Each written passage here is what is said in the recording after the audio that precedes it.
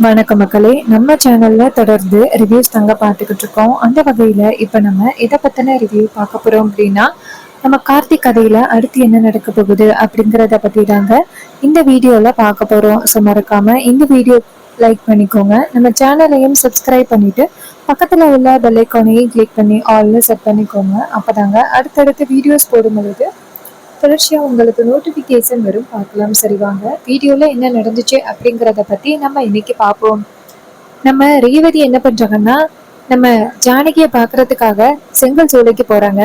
அங்க ஜானகி வேலை பார்த்துக்கிட்டு இருக்காங்க. ரேவதி போயிட்டு ஜானகியை பார்த்து, அம்மா, யாரும்மா உங்களை இப்படி வேலை பார்க்க சொல்றது? இங்க பாருங்க, நீங்க அன்னைக்கு என்ன சொன்னீங்க? என்னை பார்த்தா உங்க பொண்ணு மாதிரி இருக்குன்னு சொன்னீங்கல்ல. உங்களுக்கு என்ன உதவி வேணுமோ எல்லாத்தையும் நான் ஏற்பாடு பண்ணி தரேம்மா. நீங்க வேலைக்கெல்லாம் வர வேணாம். அப்ப ஜானகி சொல்றாங்க, அம்மாடி, எனக்கு காசு பணத்துக்கு பிரச்சனை இல்லம்மா.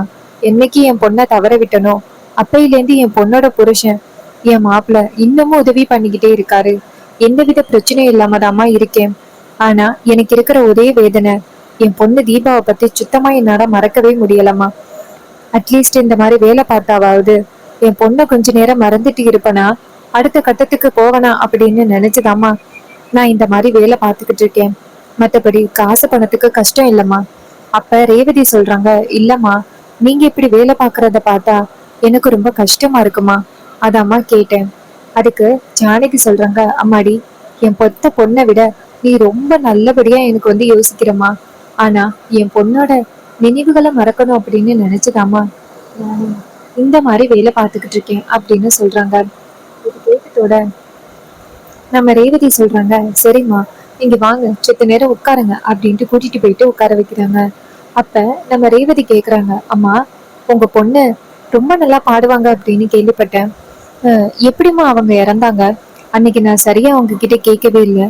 என்ன ஆச்சுமா அப்படின்னு. அப்ப அந்த அம்மா சொல்றாங்க, அம்மாடி, அவரு ரொம்ப பெரிய பிசினஸ் மேன்மா. என் பொண்ணு பாட்டு பாடுறதுன்னா ஒரு நாள் பார்த்திருக்காரு. ஆனா என் பொண்ணுதான் பாட்டு பாடுறான்னு அவருக்கு தெரியாது. ரூபான்னு ஒரு பொண்ணு ஆஹ் பாட்டு பாட தெரியாது, அவளுக்காக தான் என் பொண்ணு தீபா குரல் கொடுத்துக்கிட்டு இருந்தா. அப்புறமா ஏதோ கடவுள் புண்ணியத்துல என் பொண்ணுக்கும் அவருக்கும் ஏதோ ஒரு சூழ்நிலையான கல்யாணம் ஆகிடுச்சு. அதுக்கப்புறம் என் பொண்ணுதான் அந்த பையனை திட்டம் போட்டு கல்யாணம் பண்ணிட்டா அப்படின்னு எல்லாருமே என் பொண்ணை ரொம்ப பேசினாங்க. ஆனா என் மாப்பிள்ள என் பொண்ணு மேல எந்த தப்பும் இல்லை அப்படிங்கிறத நிரூபிச்சு என் பொண்ணு கூட சந்தோஷமா வாழ ஆரம்பிச்சாரு. அப்பதாமா இடையில திடீர்னு ரம்யான்னு ஒருத்தி வந்தா.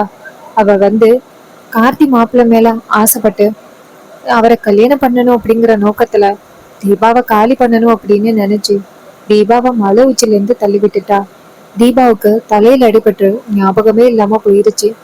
அப்புறமா தீபாவோட மூல நரம்புல ஏற்பட்ட ஆபத்து. தீபா பாட்டு பாடும் பொழுது பாட்டிலேயே அவ உசுரும் போச்சு. கடைசி நேரத்துல தீபா என்ன தெரியுமா, என் மாப்பிள்ளை கிட்ட சத்தியம் வாங்கினா கல்யாணம் பண்ணிட்டு குழந்தை குட்டியோட சந்தோஷமா இருக்கணும் அப்படின்னு சொல்லிதான் அவ சத்தியம் வாங்கினா. இந்த மாதிரி ஒரு பொண்ணு யாராவது இருப்பாங்களா? அப்ப ரேவதி சொல்றாங்க, இந்த அளவுக்கு நல்ல பொண்ணா இருக்காங்க, அவங்களுக்கு இப்படி ஒரு நிலைமையா? அப்ப ஜானகி சொல்றாங்க, ஆமாமா, நல்லவங்கள தாமா இந்த கடவுள் ஜோதிப்பாரு அப்படின்னு சொல்லி பேசிக்கிட்டு இருக்காங்க. அப்ப ஜானகி சொல்றாங்க, சரிம்மா, எனக்கு வேலை இருக்குமா, இப்படியே நான் வாங்குற சம்பளத்துக்கு உட்கார்ந்துருக்க கூடாது, நான் போய் வேலை பாக்குறேன். இது கேட்டதோட ரேவதியும் சரிம்மா அப்படின்னு சொல்றாங்க. அவங்க அந்த இடத்துல இருந்து போனதோட ரேவதி நினைக்கிறாங்க, இந்த அளவுக்கு ஒருத்தர் ஒரு பொண்ணு மேல காதலோட இருப்பாரு அப்படின்னு நான் எதிர்பார்க்கவே இல்லை. இவங்க சொல்லும் பொழுது அவரை நேரடியா பார்க்கணும் அப்படின்னு தோணுது. கண்டிப்பா அவரை ஒரு நாள் நம்ம நேரடியா பார்க்கணும் அப்படின்னு அந்த ரேவதி நினைக்கிறாங்க. அப்புறமா ரேவதி நேரா வீட்டுக்கு வராங்க. அதே நேரம் நம்ம சந்திரா இருக்காங்கல்ல, அவங்க, சிவனாண்டி, அந்த முத்துவேல் 3 பேரும் பேசிக்கிறாங்க. சிவனாண்டி சொல்றாரு, இது மாதிரி எப்படியாவது அந்த துர்கா கல்யாணத்தை நம்ம திட்டமிட்டபடி பண்ணலாம் அப்படின்னு பார்த்தா, அதுலயே இந்த ராஜா பையன் ஏதோ பிளான் பண்ணி இப்படி பண்ணிட்டான் பாத்தீங்களா. அதுக்கு முத்துவேல் சொல்றாரு, ஆமா, அவன் நம்மளோட ஒவ்வொரு விஷயத்துக்கும் தடையா இருந்துகிட்டே இருக்கான். அவனை நம்ம காலி பண்ணா மட்டும்தான் சரியா இருக்கும் போல. ஏற்கனவே ஒரு தடவை ட்ரை பண்ணி அந்த ரவுடிங்க எல்லாருமே பயந்து ஓடிட்டானுங்க. யாரதான் வச்சு இவனை காலி பண்றது? அப்ப சந்திரா சொல்றாங்க, இங்க பாருங்க, அவன் ஃபர்ஸ்ட் அந்த பரமேஸ்வரியோட பேரன் அப்படிங்கிறத நம்ம நிரூபிச்சிட்டோம் அப்படின்னா அதுக்கப்புறம் அவனை காலி பண்ணணும் அப்படிங்கிற அவசியமே இல்லை. அது எல்லாத்தையுமே அக்கா பார்த்துப்பா. ஃபர்ஸ்ட் அவன் யாரு அப்படிங்கிற விஷயத்த சாமுண்டீஸ்வரி கிட்ட நிரூபிக்கிறதுக்கான ஒரு வழிய பாருங்க. இது கேட்டதோட முத்திவேல் சொல்றாரு, ஆமா, மருமக சொல்றது சரிதான். அவன் யாரு அப்படிங்கிற விஷயம் சாமுண்டீஸ்வரிக்கு தெரிய வந்துச்சுன்னா ஆட்டோமேட்டிக்கா அவனை அந்த வீட்டை விட்டு துரத்திடுவா. இதை கேட்டதோட நம்ம ஆஹ் முத்துப்பாண்டியும் ஆமா அப்படிங்கிறாங்க. அப்புறம் வந்துட்டு நம்ம சந்திரா சொல்றாங்க, சரி நான் கிளம்புறேன், இதுக்கப்புறம் போடுற பிளான் கொஞ்சம் பக்காவா இருக்கணும் அப்படின்னு சொல்லிட்டு சந்திரா அந்த இடத்துல இருந்து வீட்டுக்கு போறாங்க. நம்ம நவீனுக்கும் துர்காவுக்கும் கல்யாணம் ஆன பிறகு அவங்கள நம்ம கார்த்திக் கொண்டு போய் பரமேஸ்வரி வீட்டுல தான் விடுறாங்க. பரமேஸ்வரி அவங்க ரெண்டு பேரையும் பார்த்துட்டு அதிர்ச்சி ஆகுறாங்க. பரமேஸ்வரி கேக்குறாங்க கார்த்திக் கிட்ட, என்னப்பா இது? கார்த்திக் சொல்றாரு, பாட்டி அதை பத்தி நான் அப்புறம் சொல்றேன், போயிட்டு ஆரத்தி எடுத்துட்டு வாங்க. பாட்டியும் சரி அப்படின்னு சொல்லிட்டு வீட்டுக்குள்ள ஓடி போய் ஆரத்தி எடுத்துட்டு வராங்க. ஆரத்தி எடுத்துட்டு வந்து ரெண்டு பேருக்கும் ஆரத்தி எடுக்கிறாங்க. அப்பதான் நம்ம கார்த்தியும் பரமேஸ்வரி கிட்ட சொல்றாங்க, பாட்டி துர்காவுக்கு விருப்பமில்லாத கல்யாணத்தை அத்தை பண்ணி வைக்க பார்த்தாங்க. கடைசி நேரத்துல நான் போய் தடுத்துட்டேன். இந்த துர்கா வந்துட்டு நவீன கல்யாணம் பண்ணிட்டாங்க. இது கேட்டதோட பரமேஸ்வரி சொல்றாங்க, ஐயா கார்த்தி, நீ என்ன முடிவெடுத்தாலும் அதுக்குள்ள கண்டிப்பா ஒரு தீவிரமான காரணம் இருக்கும். அதே மாதிரிதான் இப்பயும் காரணம் இருக்கு அப்படின்னு நான் நம்புறேன். நீ எதுக்கும் கவலைப்படாதுப்பா.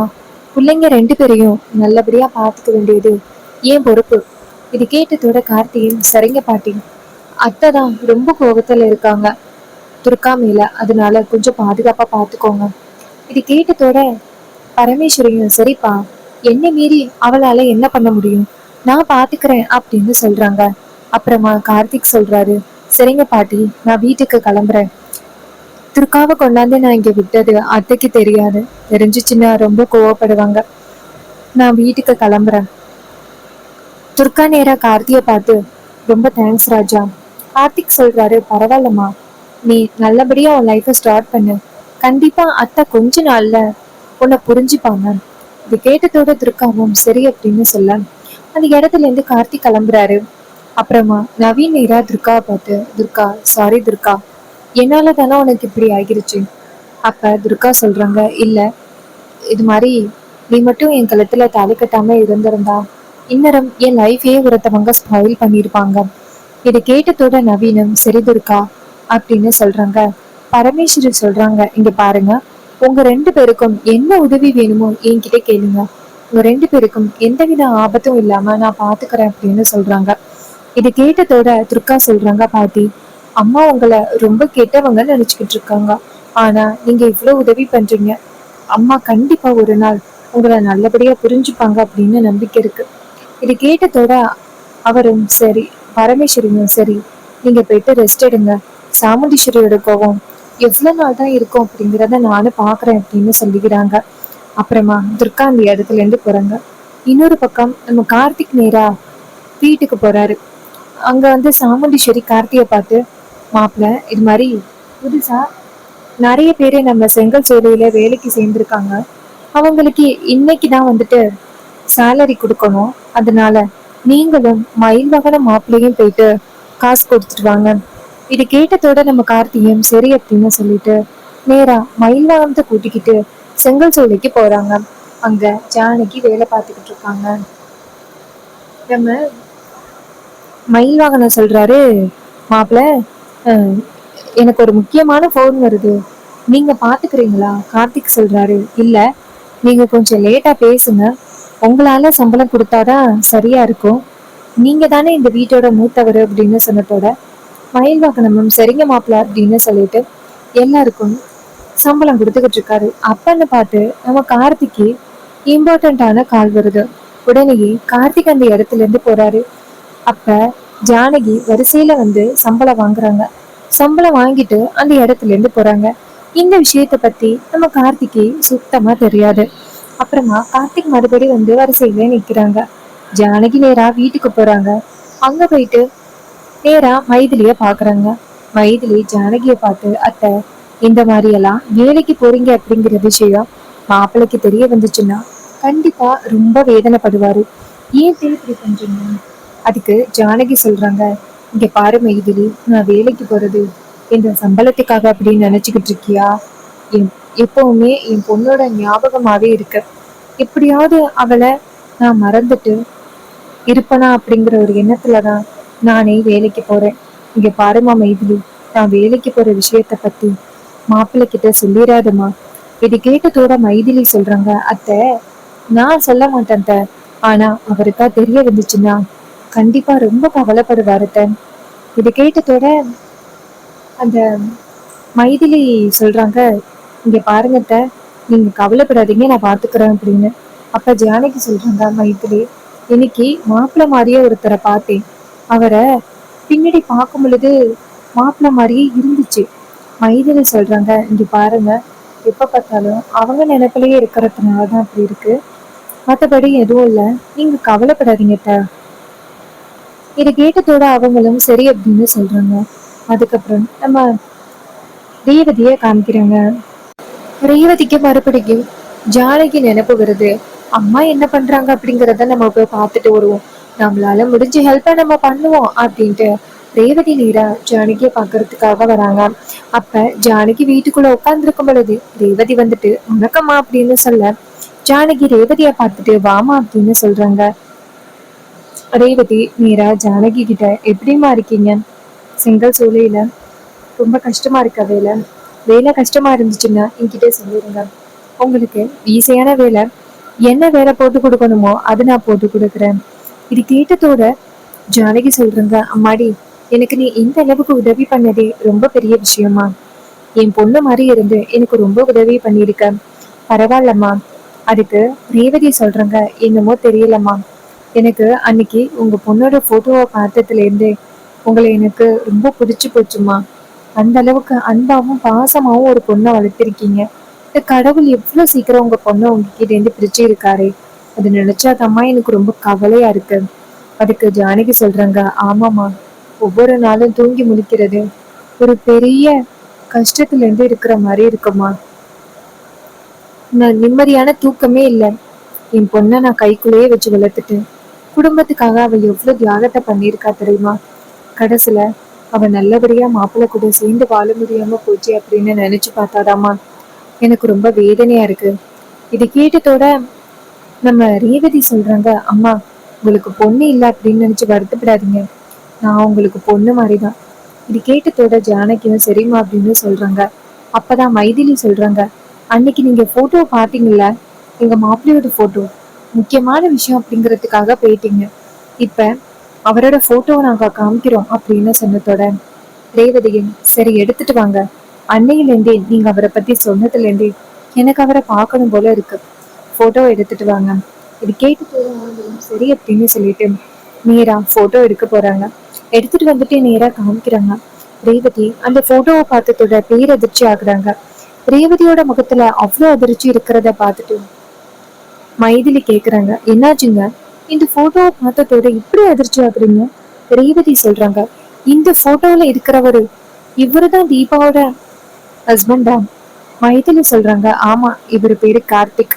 உங்களுக்கு இந்த ஊர்ல ராஜி சேதுபதினு தெரியுமா? அவரோட பேரன் தான் இவரு. இது கேட்டதோட செம்ம ஷாக் ஆகுறாங்க ரேவதி. என்ன சொல்றீங்க, இவரா?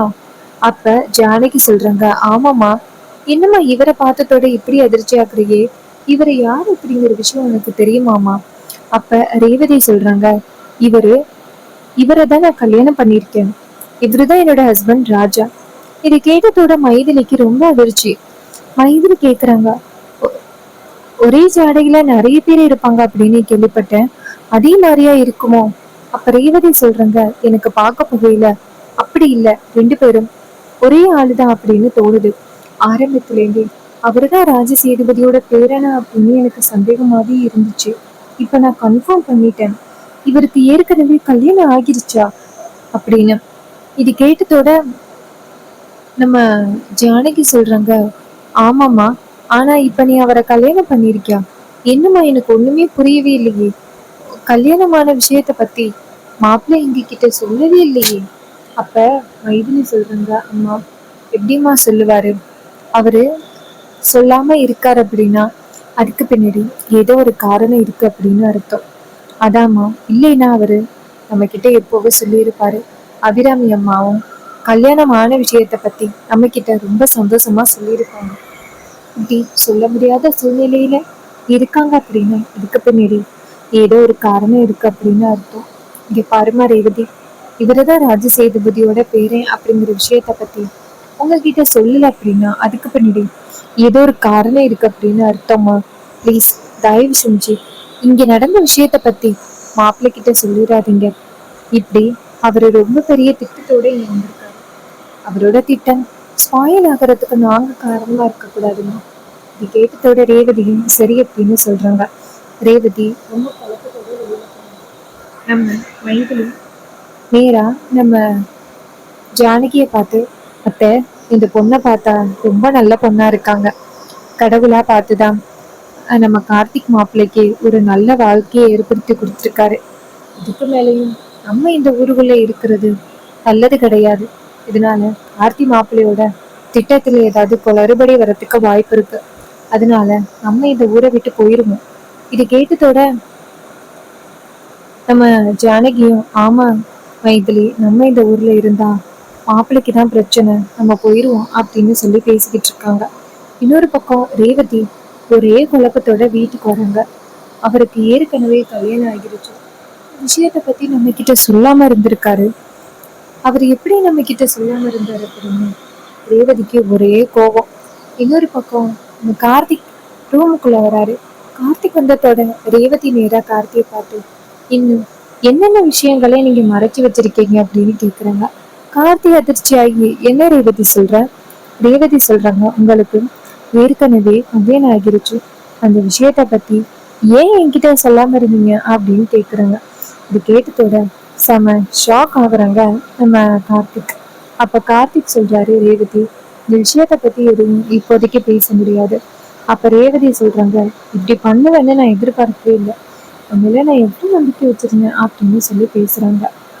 ரேவதிக்கு உண்மை தெரிஞ்ச பிறகு ரேவதி என்ன பண்ண போறாங்க? சாமுண்டீஸ்வரி கிட்ட உண்மையை சொல்லுவாங்களா? என்ன நடக்க போகுது? இது எல்லாமே அப்கமிங் எபிசோட்ல ரொம்ப ரொம்ப இன்ட்ரெஸ்டிங்கா நடக்க போகுது. ஸோ இதே மாதிரி இன்னும் அப்டேட்ஸ் வேணும் அப்படின்னா மறக்காம நம்ம சேனலை சப்ஸ்கிரைப் பண்ணிட்டு பக்கத்துல உள்ள பெல் ஐக்கானையும் கிளிக் பண்ணி ஆல்னு செட் பண்ணிக்கோங்க. அப்போ நாங்கள் அடுத்தடுத்து வீடியோஸ் போடும் பொழுது தொடர்ச்சியா உங்களுக்கு நோட்டிஃபிகேஷன் வரும் பார்க்கலாம். ஸோ இதே மாதிரி நெக்ஸ்ட் வீடியோவில் பார்ப்போம்.